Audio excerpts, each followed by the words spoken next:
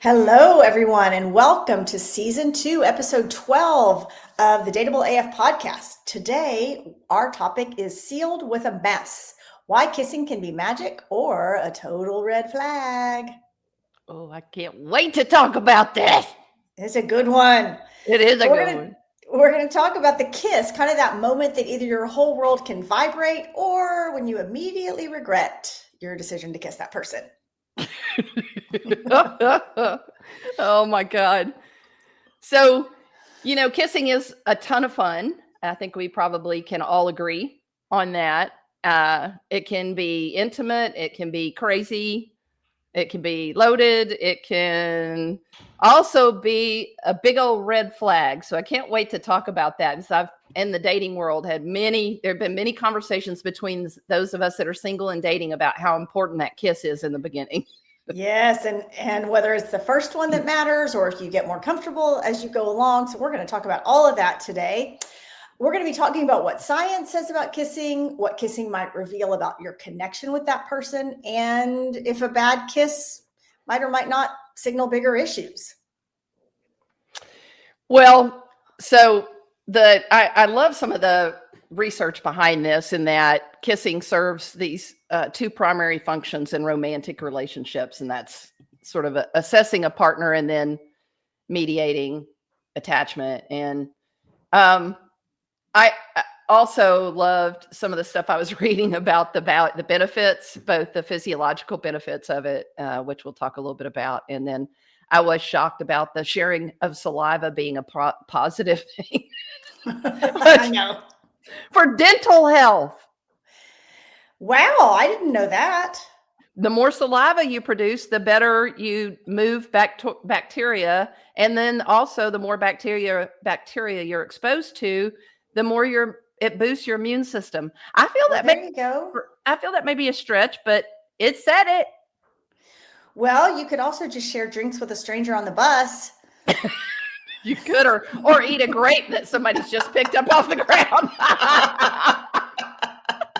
That'll boost the hell out of your immune system. That'll boost your immune system. See, you haven't been sick since you did that, right? I have not. Knock on wood. Yeah, I did get cold the other day, I think. You should have eaten more grapes off the ground.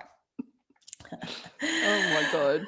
Oh, goodness. Well, I have read that research suggests that kissing really gives you a chance to assess whether this person would be a potential mate. So let's talk about why that might be. Like, why would kissing someone let you know if they would be a good mate for you or not?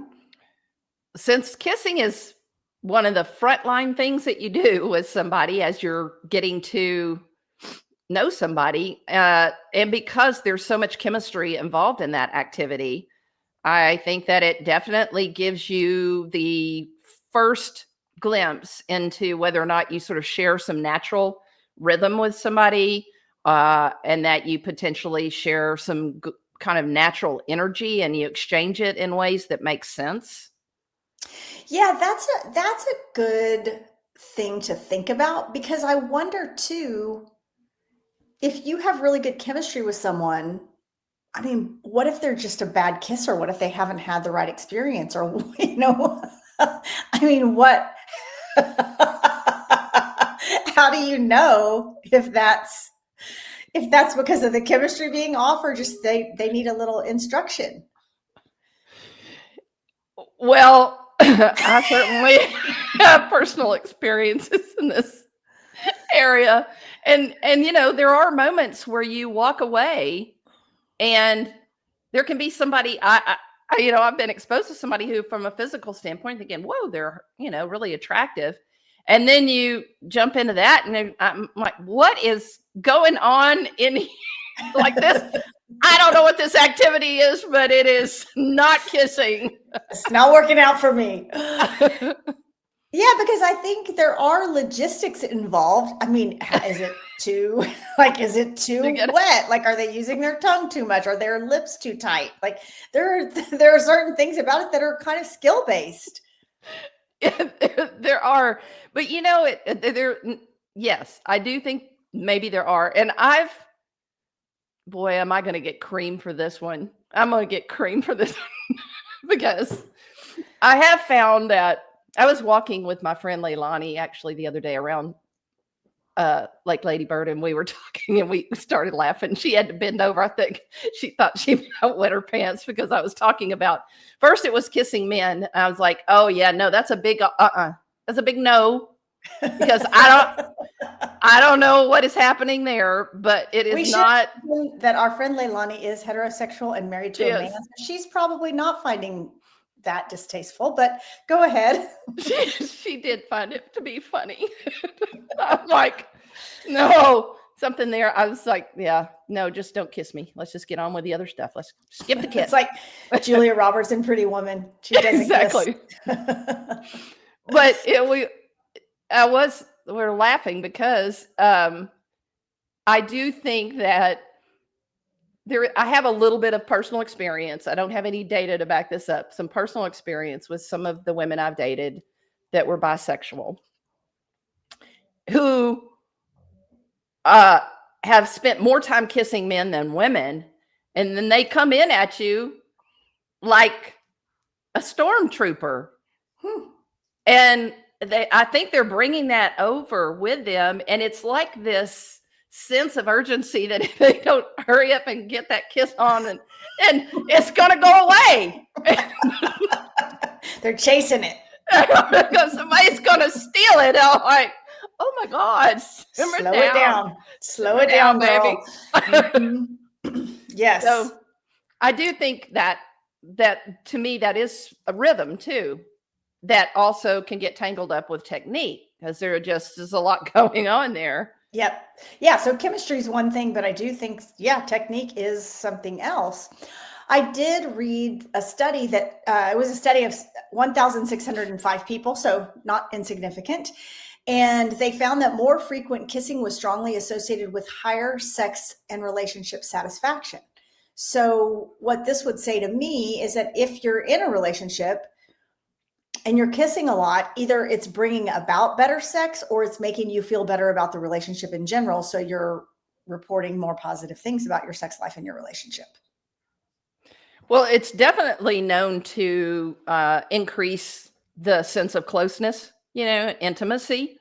And so I think that's always a win-win in a relationship, is that. And what's astounding is really the amount of the frequency or the lack thereof of individuals that have been together for a long time, and the fact that they don't kiss much.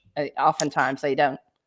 Yeah, that's really interesting to me too, that I think that's often associated with an earlier phase of dating, but it's actually a positive thing to keep that going. No reason not to. Right. And that to me, that's low hanging fruit. Sometimes you can think, oh my God, I'm so tired. I can't do, I'm just not up for everything else. But to me, the kissing is sort of low hanging fruit. That's something that's easy to grab a great kiss. Yes. At any time during the day that you happen to be crossing paths with your person. For sure. And I wonder if this is a factor more of heterosexual relationships, but often I will hear someone saying that they don't want to initiate kissing with their partner because they're not up for more. And they're afraid if they start to kiss, then their partner's going to assume they're initiating sex. So we want to be advocates of just kissing for the sake of kissing.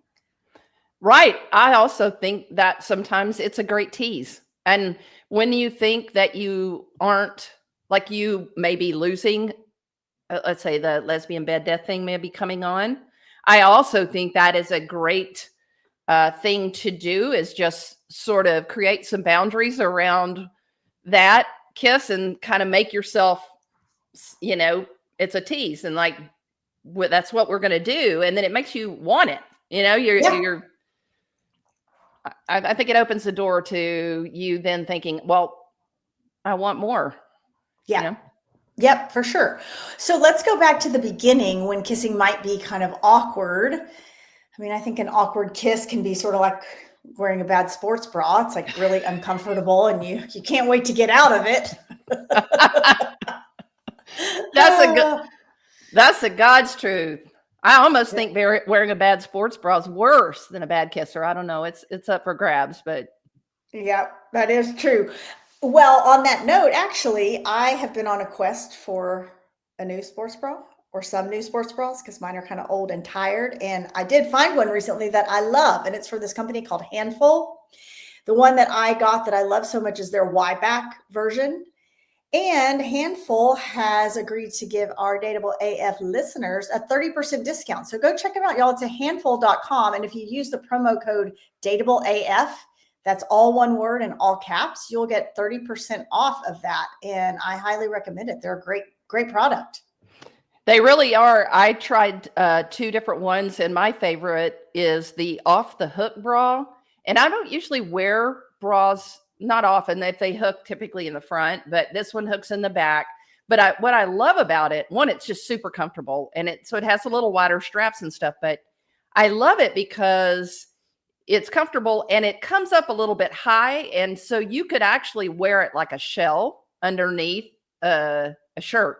So that if you want to just kind of leave your shirt unbuttoned a little bit, because it comes up, it's kind of a nice flat crossing across your chest. Anyway, I love it. I love that one. And again, it's just really difficult to find good bras in general. So yeah, go check them out, y'all. Handful.com and use code DateableAF for 30% off. So back to kissing. The kissing actually has been shown to have some positive benefits to your health and to your emotional well-being. Well, if you think about, for sure, it increases oxytocin, which is the good feel-good hormone. It decreases your cortisol levels, which is the bad hormone that is unhealthy when that's shooting through your body. Yes. And it also releases dopamine, and that is a mood booster. So that's a lot of good stuff. It's a lot of good stuff that comes from kissing. So go make out with your partner, y'all. Yeah. I think just getting those feel-good chemicals flowing through your body, reducing the feel-bad chemicals, and it improves your emotional connection with your person. So no reason not to do that. You know, that one of the things I read said that it also is good for calorie burning. I believe that is, you're going to get into, that's when you get into some serious kissing. That's like next level kissing. This is like marathon level kissing. You got to be experienced and working it there. That's right.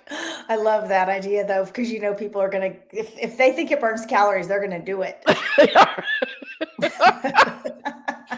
That's the thing, is I think some of those bad kisses start out, they go straight for the calorie burn. I'm like, whoa.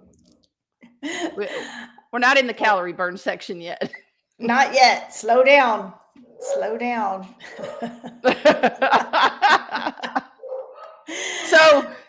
So I love this fun fact. A 10-second French kiss can transfer 80 million bacteria between mouths. Whoa. That's a lot of bacteria. So that's literally chemistry happening. And as I said before, one might think that sharing that much bacteria would be a bad thing, but obviously it's good for dental health and your immune system. Unless you have COVID or something, you don't need to be kissing your person. I mean, that's obvious. That's true. That is true.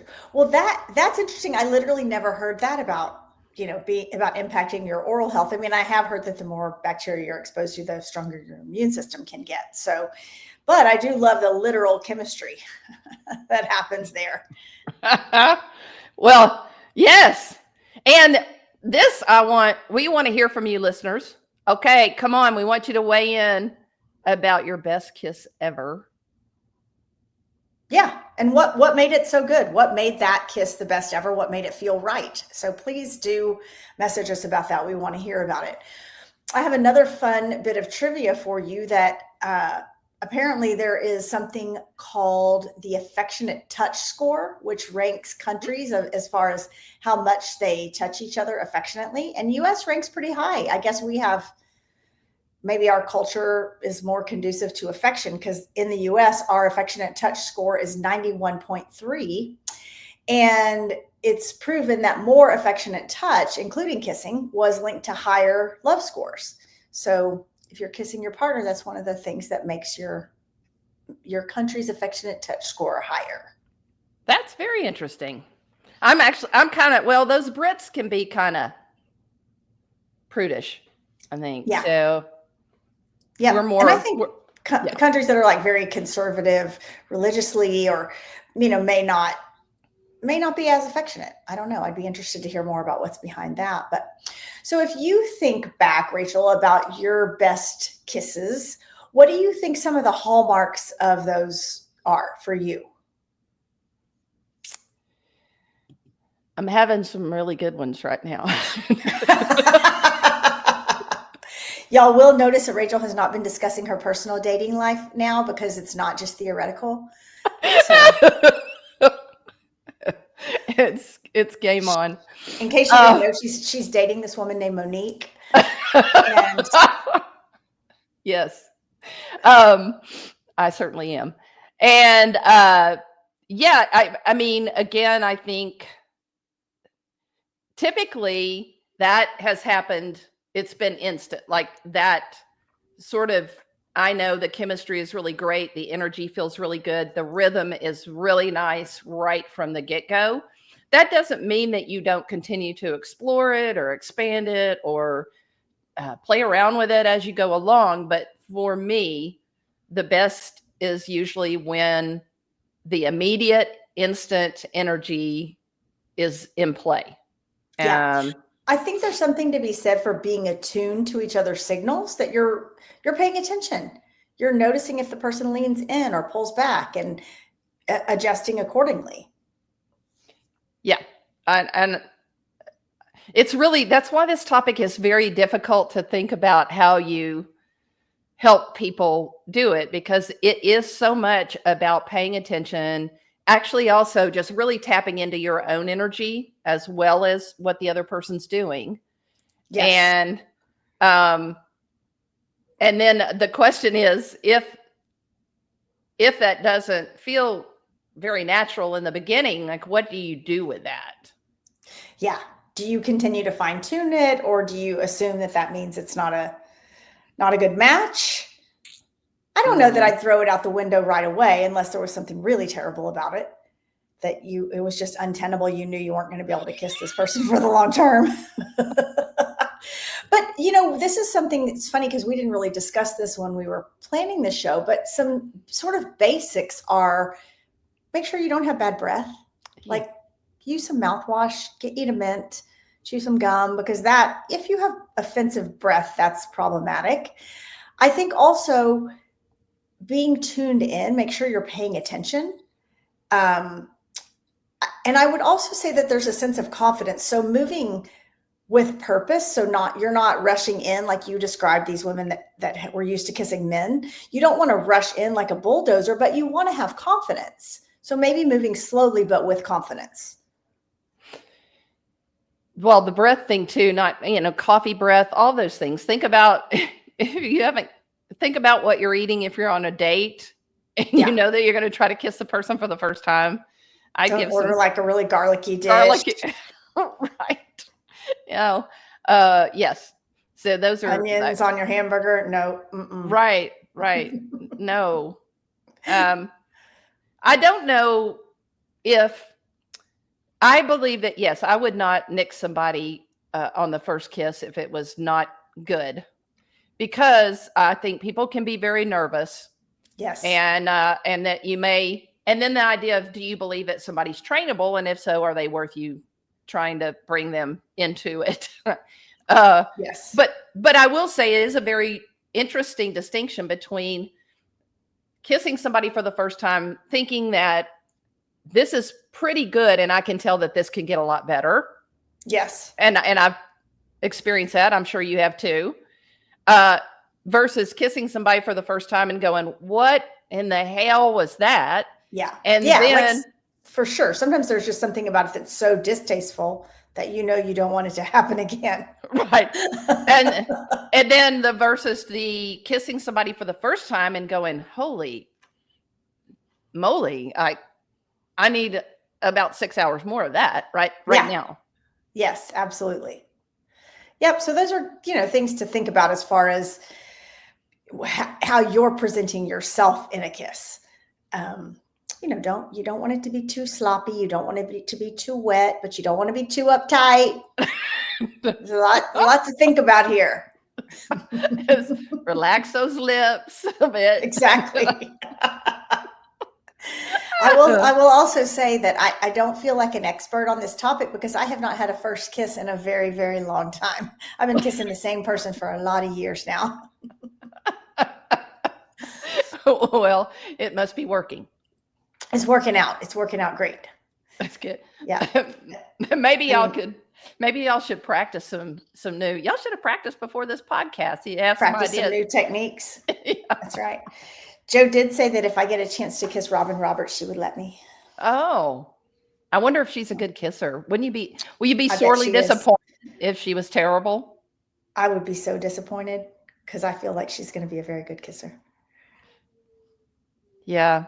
That's also an interesting thing to weigh in on is those of you out there listening, if you've gone into something, you've had several dates with somebody, you haven't really kissed them yet, and because everything else is going great.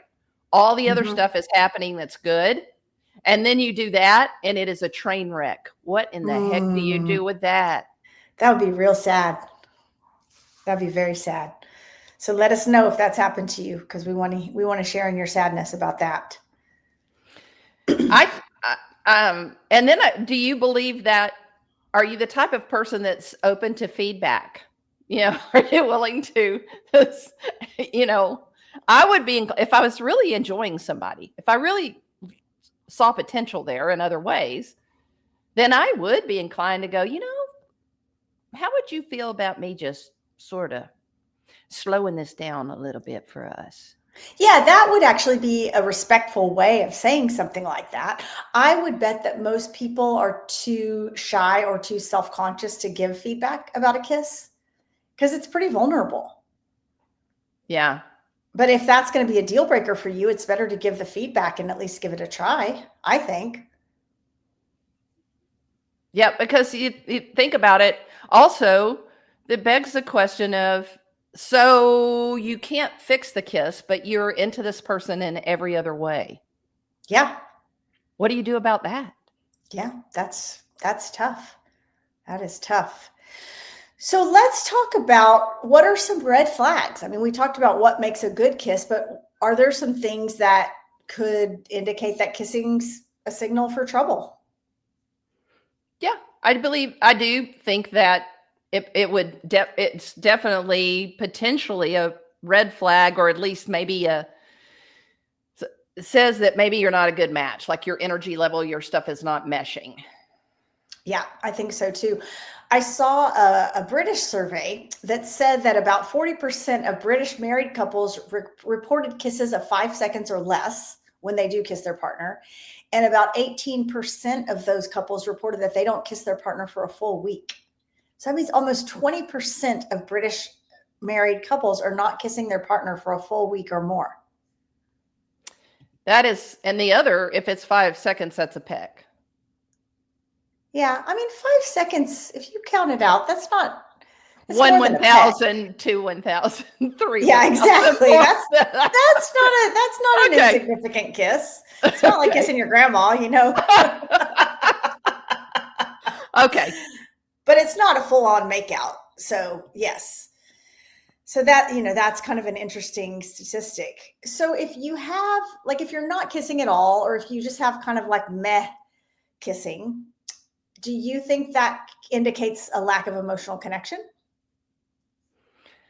That's the question I have is for me personally, I think it would be hard to really lean into that emotional connection without that being it's such a lead into it.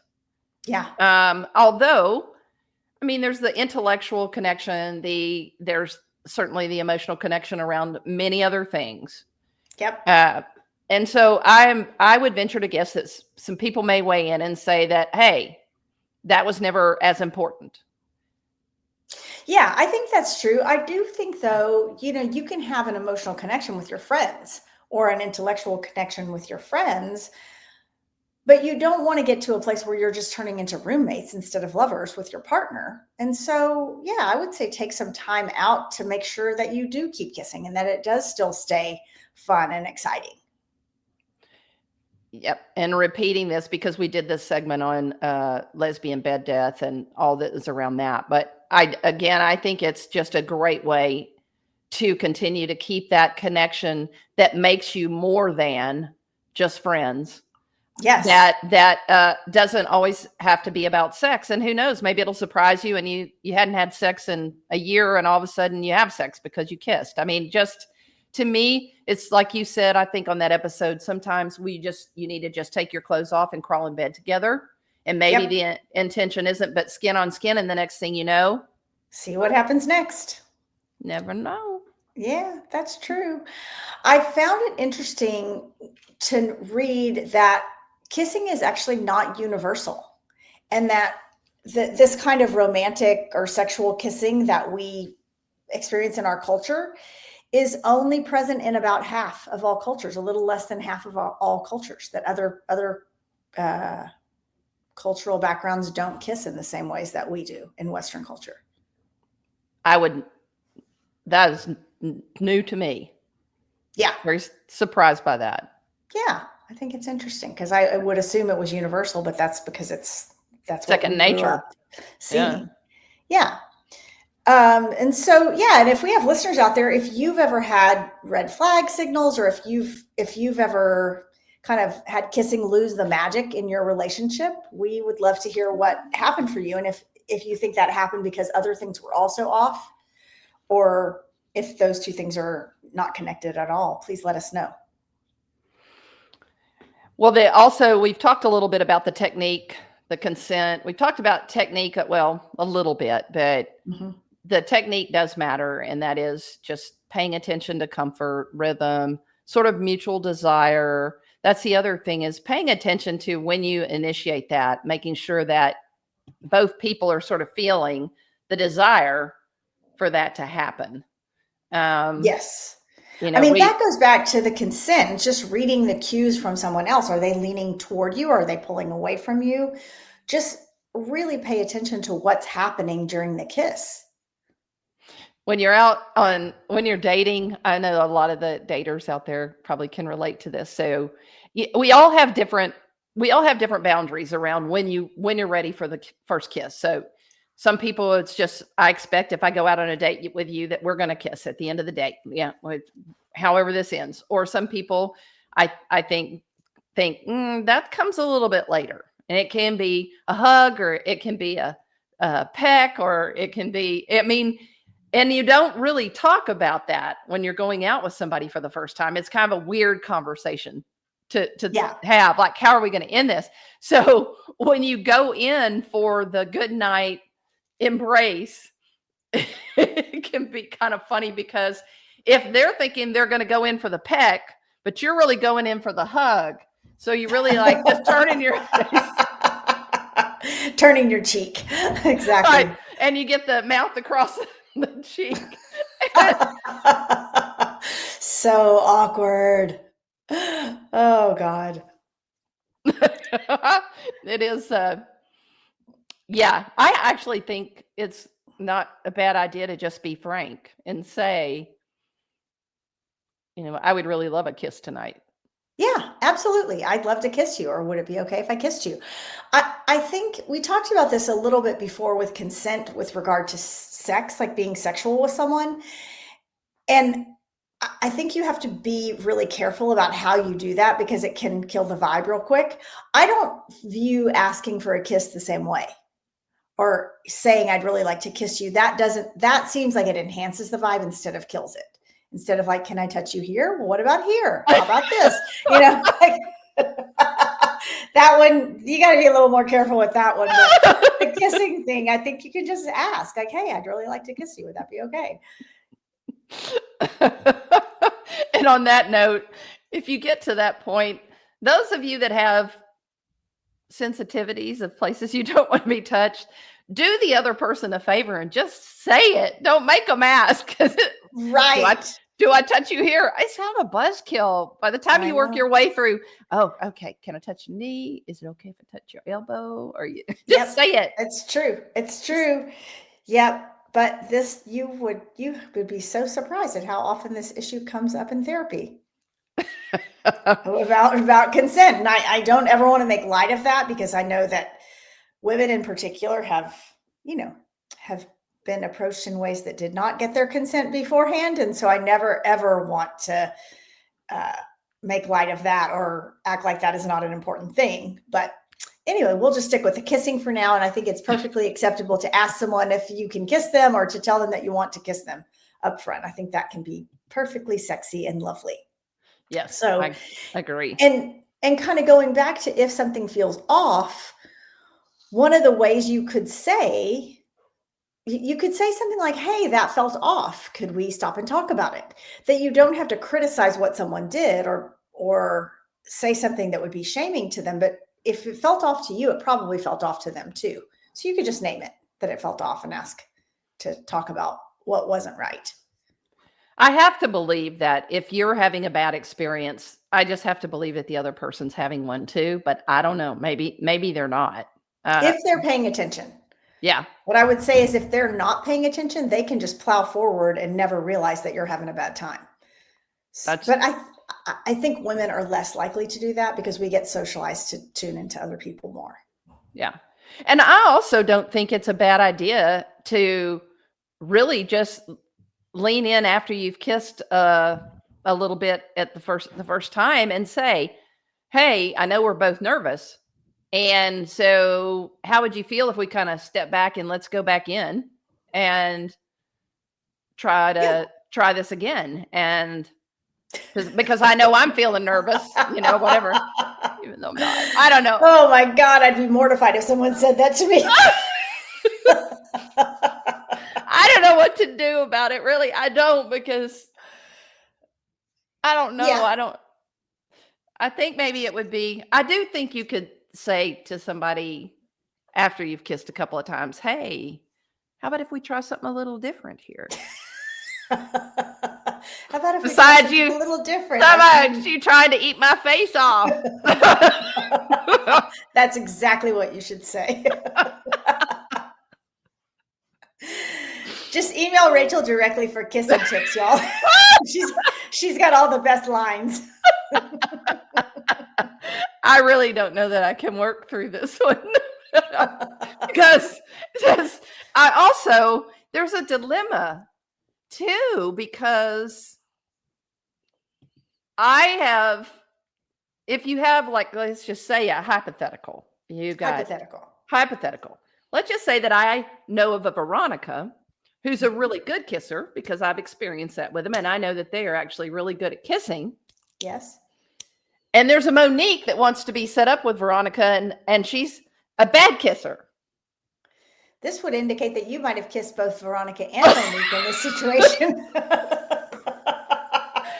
Do you owe it to the good one to tell them straight up, or you just let them work that out? Or do you should tell the bad one that they're a bad kisser and they need to work on it before they go out with a good kisser?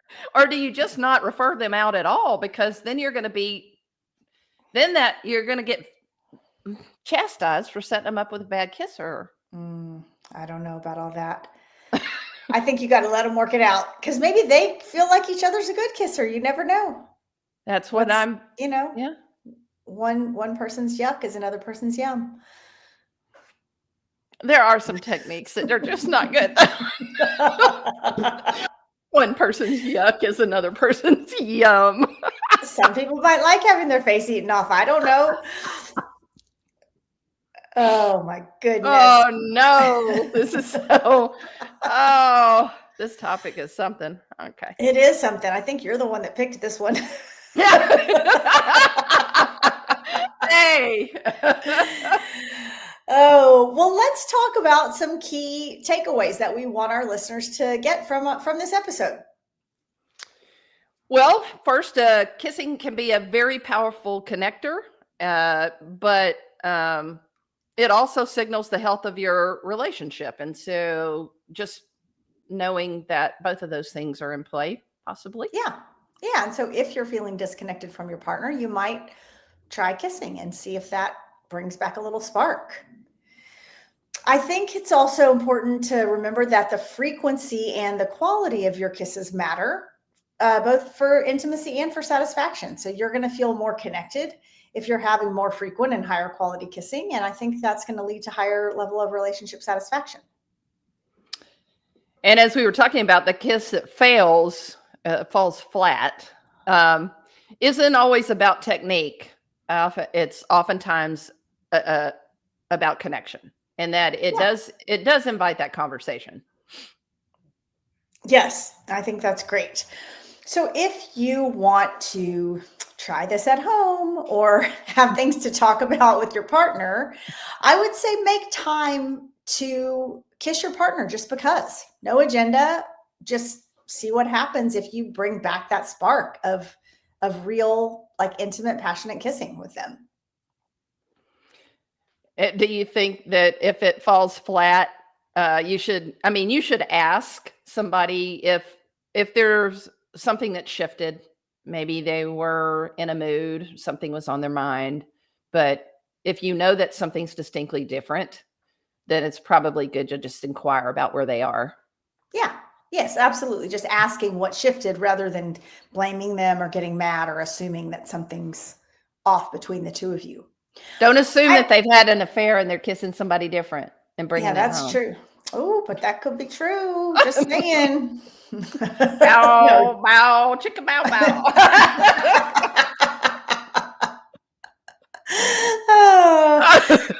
I would also encourage that you mark those small moments with a kiss. So make it a routine to kiss each other good morning, to kiss each other good night, to kiss each other when you leave the house or when you come home, because those little opportunities to connect can really, build the bond between you and just really foster your relationship. So don't miss out on those opportunities.